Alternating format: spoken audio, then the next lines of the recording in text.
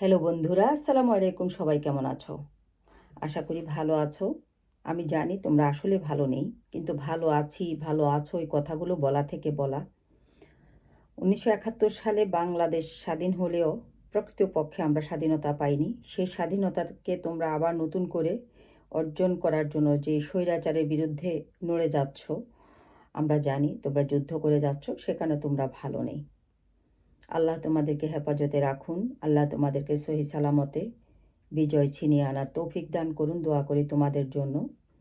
আমরা তোমাদের পাশে আছি, আমরা প্রবাসীরা।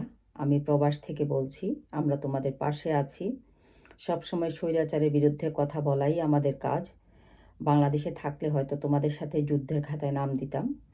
বাংলাদেশ থেকে এখন আমরা অনেক দূরে, হাজার হাজার মাইল দূরে। তথাপিও আমরা সবসময় তোমাদের পাশেই আছি, হাত বাড়ালেই আমাদেরকে পাবে। তোমরা দেশটা স্বাধীন করো, আমরা অর্থনৈতিকভাবে সাপোর্ট দিয়ে দেশটা নতুন করে তৈরি করব ইনশাআল্লাহ, আমরা প্রবাসীরা। আর আপনি শেখ হাসিনার উদ্দেশ্যে বলতেছি, আপনি প্রধানমন্ত্রী, এবার নির্বাচনে হন, ডামি নির্বাচনে হন, বিনা নির্বাচনে হন, যেভাবে হন, আপনি যেহেতু ওই চেয়ারটাতে বসে আছেন, আপনাকে আমরা প্রধানমন্ত্রী বলি। আপনি প্রধানমন্ত্রী, আপনি আজকে যে বক্তব্যগুলো দিয়েছেন, এর আগেও আপনি মিডিয়ার কাছে সাক্ষাৎকারে বলেছেন বা জনগণের উদ্দেশ্যে আপনি ভাষণ দিয়েছেন বা নানানভাবে আপনি কথা বলতে গিয়ে আপনি অশালীন কথাবার্তা বলেন। আপনার কথাবার্তার কোনো লিমিটেশন নেই। আপনি অশ্লীল কথাবার্তা বলেন, অশালীন কথাবার্তা বলেন, বাংলাদেশের জনগণকে আপনি যা ইচ্ছা তাই তুচ্ছ তাচ্ছিল্য করে কথা বলেন, কথা বলতেই বলেন এই বাংলাদেশ আপনার বাবার, আপনার শেখ বঙ্গবন্ধুর বাংলাদেশ, আপনার বঙ্গবন্ধুর স্বপ্নের বাংলাদেশ, আপনার বাংলাদেশ। বঙ্গবন্ধুর স্বপ্ন পূরণ করার জন্য আপনি ক্ষমতায় বসে আছেন। বঙ্গবন্ধুর স্বপ্ন কি এটাই ছিল? বাংলাদেশের গণহত্যা, যেই গণহত্যা ১৯৫২ সালে ভাষা আন্দোলন করার জন্য ছাত্ররা যখন আন্দোলনে ঝাঁপিয়ে পড়েছিল বাংলা ভাষাকে মাতৃভাষা হিসেবে স্বীকৃতি আদায় করার জন্য, তখনও যেই গণহত্যা চলেনি, একদিনে আমাদের ১০ জন ১৫ জন ছাত্র মারা যায় না, সেই গণহত্যা আজকে আপনি একটি স্বাধীন সার্বভৌমত্ব দেশে আপনি এটা চালিয়ে যাচ্ছেন। ১৯৭১ সালে দেশ স্বাধীনতার জন্য যে যুদ্ধ হয়েছিল, তখন এইভাবে আমাদের ছাত্ররা ৮ জন ১০ জন ১৫ জন একদিনে মারা যায় না, অথচ আমাদের এখন প্রতিদিন যেভাবে আমাদের ছাত্র জনতার উপরে গুলি চলতেছে, আপনি যেভাবে তাদেরকে গণহত্যায় বাংলাদেশের পরিস্থিতি গণহত্যায় রূপ নিয়ে দিয়েছেন, এটা তো আপনি টোটালি একজন স্বৈরশাসক, উত্তর কোরিয়ার একজন স্বৈরশাসকের রূপ নিয়েছেন, উত্তর কোরিয়ার মতো। আবার আপনি বাংলার জনগণকে বলতেছেন তারা সবাই রাজাকার, শুধু যারা মুক্তিযোদ্ধার কোটায় নাতিপুতি ছেলে সন্তানরা চাকরি পাচ্ছে এরাই মুক্তিযোদ্ধা, বাকি যারা মানে কোটাভিত্তিক চাকরি পাবে না বা বাকি যারা কোয়ালিফাইড করতেছে না এরা রাজাকার।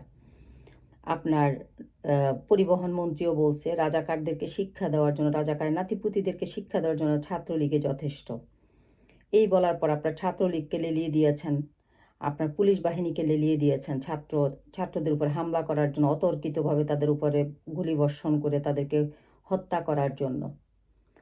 তো আপনি একজন প্রধানমন্ত্রী হয়ে কিভাবে বাংলাদেশের মানুষকে আপনি রাজাকার বলেন? বাংলাদেশে ৭১ সালে কত কোটি মানুষ ছিল, কত কোটি মানুষ যুদ্ধ করেছে। প্রতিটা ঘরে ঘরে যোদ্ধা আছে। কেউ অস্ত্র হাতে নিয়ে যুদ্ধ করেছে, কেউ খাবার দাবার দিয়ে যুদ্ধ করেছে, কেউ মুক্তিযোদ্ধাকে আশ্রয় দিয়ে যুদ্ধ করেছে, কেউ পরামর্শ দিয়ে যুদ্ধ করেছে। প্রতিটা ঘরে ঘরেই যোদ্ধা আছে। তাহলে আপনি কিভাবে তাদেরকে রাজাকার বলেন? আপনার বাবা ৯ মাস তাদের সাথে আলাপ আলোচনার জন্য সেখানে বন্দী ছিলেন। ৯ মাস সেখানে ছিলেন, কিন্তু আপনার বাবা কতটুকু মুক্তিযুদ্ধ করেছেন, আপনার ভাইরা কতটুকু মুক্তিযুদ্ধ করেছেন, আপনি কতটুকু মুক্তিযুদ্ধ করেছেন? অথচ যারা মুক্তিযুদ্ধ করেছে তারা মানবেতর জীবনযাপন করতেছে। আপনার কিছু সার্টিফিকেটধারী মুক্তিযোদ্ধা আছে, গত ১৫ বছরে আপনারা সার্টিফিকেটধারী কিছু মুক্তিযোদ্ধা তৈরি করেছেন, যেই মুক্তিযোদ্ধারা সমস্ত সুযোগ সুবিধা ভোগ করতেছেন। ১৫ বছর থেকে আপনি সন্ত্রাসী রাজ্য হিসাবে কায়েম করেছেন বাংলাদেশের প্রতিটা সেক্টরে, প্রতিটা ডিপার্টমেন্টকে, পুলিশ সেক্টর থেকে শুরু করে প্রতিটা প্রশাসনিক দপ্তরকে আপনি সন্ত্রাস নৈরাজ্যে কায়েম করেছেন। আজকে আপনি আবার বলেছেন আপনি শেখ হাসিনা পালিয়ে যায় না। আপনি সেদিন জনগণের উদ্দেশ্যে ভাষণ দেওয়ার পর থেকে আপনি নিরুদ্দেশ। আপনি নিরুদ্দেশ বলতে আপনি আপনি গায়েব। আপনাকে আর খুঁজে পাওয়া যাচ্ছে না। যেখানে আপনার মন্ত্রীরা অনেক বড় বড় কথা বলে, আপনি অনেক বড় বড় কথা বলেন, সেখানে আপনারা নীরব। আপনারা সমস্ত গুন্ডা বাহিনী, আপনারা রক্ষী বাহিনীর ছাত্রদের পেছনে লেলিয়ে দিয়ে, জনগণের পেছনে লেলিয়ে দিয়ে আপনারা গা ঢাকা দিয়েছেন। তাহলে জনগণ কিভাবে বুঝবে আপনি দেশে আছেন কি বাহিরে গিয়েছেন? জনগণ চায় না আপনি বাহিরে চলে যান, পালিয়ে যান। জনগণ চায় আপনি দেশে থাকেন।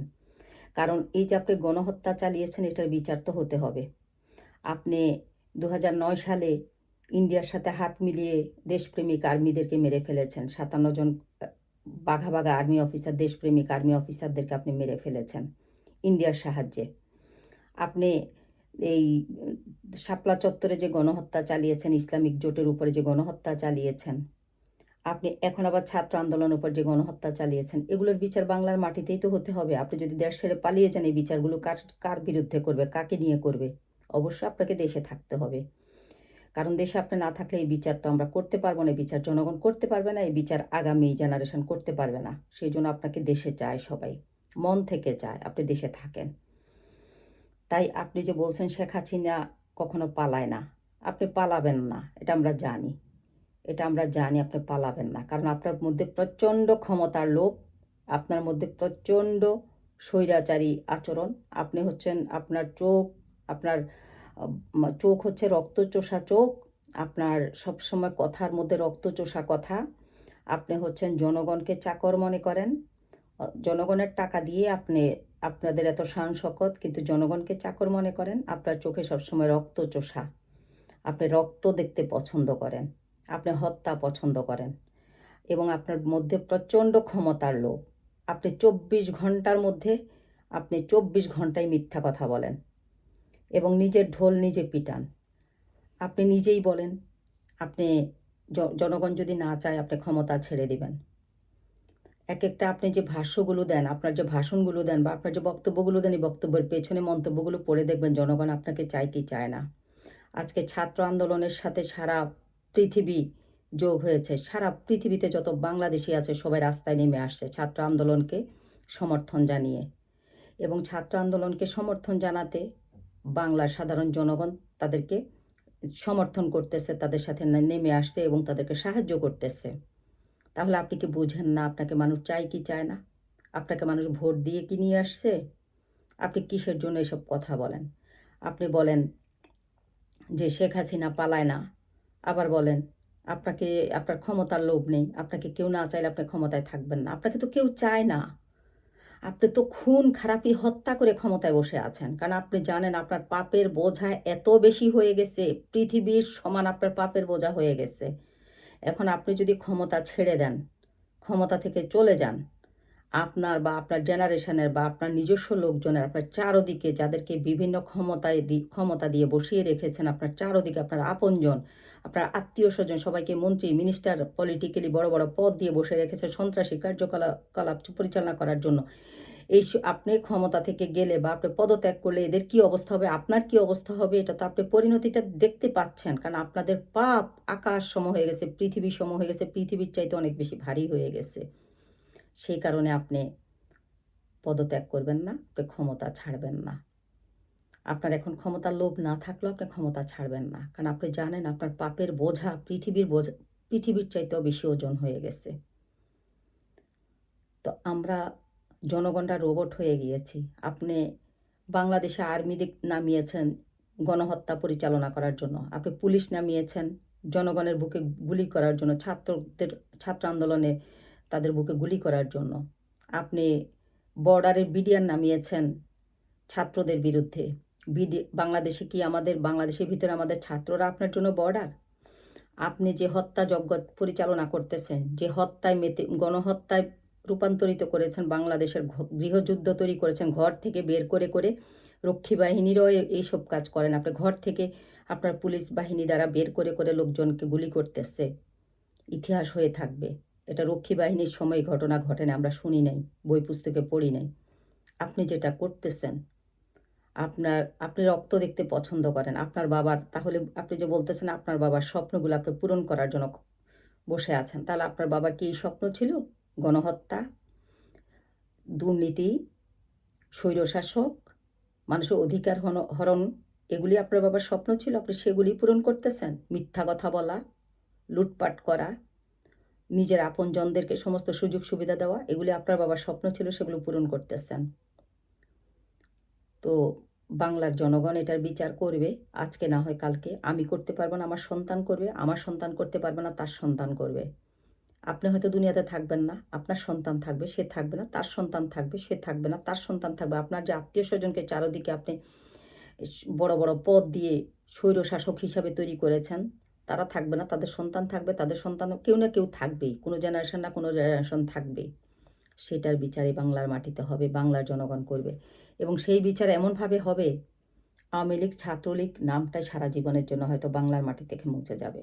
কারণ গত 16 বছরে যেভাবে আপনারা মানুষের অধিকার হরণ করেছেন, মানুষকে নানানভাবে কষ্ট দিয়েছেন, মানুষের উপরে অত্যাচার নির্যাতন করেছেন, মানুষের ফ্রিডম অফ স্পিচ কেড়ে নিয়ে গেছেন, তারপরে মানুষের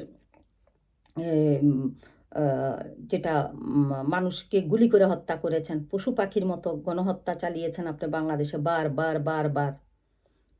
বাংলার জনগণ এখন এগুলো সব মনে রেখেছে, সব ডকুমেন্টস মানুষ কালেক্ট করে রেখেছে। এগুলোর বিচার হবে বাংলার মাটিতে। আপনি বলেন আপনার একজন পিয়ন 400 কোটি টাকার মালিক। আপনি কেমন প্রধানমন্ত্রী যে আপনার একজন পিয়নকে আপনি কন্ট্রোল করতে পারেন না, 400 কোটি টাকার মালিক হয়ে যায় সে? তাহলে আপনি কেমন প্রধানমন্ত্রী? আপনি 18 কোটি জনগণের কীভাবে কন্ট্রোল করবেন? সেখানে শুধু আপনি স্বৈরশাসক হিসাবে আপনি নিজেকে প্রতিষ্ঠিত করেছেন এবং ইন্ডিয়াকে বাংলাদেশের সমস্ত সুযোগ সুবিধা ভোগ করার জন্য আপনি ইন্ডিয়াকে সমস্ত কিছু দিয়ে দিয়েছেন, বাংলাদেশের সমস্ত সুযোগ সুবিধা ভোগ করবে, আর ইন্ডিয়া দ্বারা পরিচালিত হচ্ছেন আপনি। আপনার নিজের দেশের জনগণের উপর আপনি গুলি চালাচ্ছেন। আপনার একটু বুক কাঁপে না? আপনি এত নিষ্ঠুর কিভাবে হলেন? কিভাবে এত নিষ্ঠুর? আপনি আপনার দেশের লোকজনকে আপনার প্রতিদ্বন্দ্বী তৈরি করেছেন, তাদের বুকে গুলি চালাইছেন। এখানে পাকিস্তান, বাংলাদেশ হতে পাকিস্তান, পূর্ব পাকিস্তান, পশ্চিম পাকিস্তানের যুদ্ধের সময়তে এরকম ঘটনা ঘটেনি। আপনি যে ঘটনা, কারণ একটা নিরস্তর মানুষের উপর আপনি কিভাবে গুলি চালাতে হয় সেই নিষ্ঠুরতা আপনি দেখিয়ে ছাড়ছেন। উত্তর কোরিয়ার চাইতে ভয়াবহ স্বৈরাশাসক হিসাবে আপনি নিজেকে প্রতিষ্ঠিত করেছেন সারা পৃথিবীতে। সারা পৃথিবী দেখতেছে আপনার এই নির্মমতা এবং আপনার এই স্বৈরশাসক ধ্বংসলীলা। তো যাই হোক, আমাদের ছাত্র জনতার জন্য বলবো, তোমরা যুদ্ধ পরিচালিত করো, তোমাদের কোনোভাবেই পিছনে ফেরার সুযোগ নেই। তোমরা যদি পিছনে ফিরে আসো, তোমাদের যারা রক্ত দিয়েছে তোমাদেরকে রক্ত দিতে হবে। কারণ এই স্বৈরশাসক তোমাদের সবাইকে ঘর থেকে ধরে ভিডিও ফুটেজ আকারে ঘর থেকে ধরে সবাইকে জেলে ভরে দেবে এবং তোমাদেরকে গুম করে ফেলবে। কারণ এই সরকার কিছু পারুক না পারুক, গুম হত্যাটা খুব ভালো পারে, এটা তোমরা জানো। তোমাদের সবাইকে গুম করে ফেলবে ভিডিও ফুটেজ ধরে। তোমরা যে আন্দোলনে নেমেছ, এখান থেকে কোনোভাবেই তোমাদেরকে পিছপা হওয়া যাবে না। তোমরা যদি এখান থেকে স্লিপ কাটো, পিছনে ফিরে আসো, তাহলে ধরো তোমাদের পরিবার ধ্বংস হয়ে যাবে। তোমরা তো হবে। তোমরা বীর হয়ে থাকো। তোমাদের প্রতি আমাদের সশ্রদ্ধ সালাম। আমরা যেটা করতে পারি নাই, তোমরা সেটা করিয়ে দেখিয়েছ। তোমাদেরকে আজীবন মনে রাখবো। আমাদের সন্তানরাও তোমাদেরকে সালাম করে যাবে, আজীবন শ্রদ্ধা ভরে সালাম করে যাবে। হার জিত কোনো কিছু না, তোমরা জিতবেই। তোমাদের সাথে 1 কোটি মানুষ বাদ দিল, 17 কোটি মানুষ আছে, সারা পৃথিবী আছে তোমাদের সাথে। তোমরা জিতবেই, তোমাদেরকে জিততে হবে। তোমরা দামাল ছেলে, তোমরা ছাত্র আন্দোলনকে সবসময় গর্বিত হিসাবেই তোমরা জিতে আসছো। তোমরা পরাজয় বরণ করতে পছন্দ করো না। পরাজয় তোমাদের জন্য কলঙ্ক। পরাজিত তোমরা হবে না। 1952 সালে ভাষা আন্দোলনেও তোমরা পরাজিত হও নাই। 1971 সালেও তোমরা পরাজিত হও নাই। পরাজিত হওয়ার জন্য তোমাদের জন্ম না। তোমরা জিতবেই, এটাই আমার প্রার্থনা, এটাই আমার দোয়া তোমাদের জন্য। তোমরা আন্দোলন চালিয়ে যাও। 9 মাস আন্দোলন করে যদি দেশ স্বাধীন করতে পারে, তাহলে তোমাদের আন্দোলন তো এখনও 9 মাস হয়নি। আন্দোলন চালিয়ে যাও। এই স্বৈরশাসককে যখন তোমরা নামাতে পারবে, তখন অন্তত আগামী জেনারেশন তোমাদেরকে আজীবন শ্রদ্ধা ভরে স্মরণ করবে। কারণ অলরেডি আমাদের যে ভাইয়েরা চলে গেছে, তাদের প্রতি আমাদের অনেক শ্রদ্ধা, আমাদের গভীর শ্রদ্ধা তাদের প্রতি। তোমরা আবার দেশ স্বাধীন করবে, স্বৈরশাসক থেকে দেশের জনগণকে মুক্তি দিবে, এটাই তোমাদের কাছে আমাদের প্রার্থনা। আমরা কোনো দল করি না, আমরা দল বল নির্বিশেষে আমরা একটা গণতন্ত্রের দেশ হিসাবে বাংলাদেশকে প্রতিষ্ঠিত করতে চাই। তোমরা ভাঙচুর, লুটপাট যাই করো, শুধু তোমরা দেশটা স্বাধীন করো। এই দেশের সমস্ত কিছু, দেশ স্বাধীন হলে আমরা আবার নিজের প্রবাসীরা আমরা আবার এটাকে তৈরি করে নিতে পারবো ইনশাআল্লাহ। সবাই ভালো থাকবে। আল্লাহ হাফেজ। আসসালামু আলাইকুম রহমতুল্লাহ বারাকাত। আল্লাহ তোমাদের সবাইকে হেফাজত করুক। তোমাদের সবার জন্য দোয়া রইল।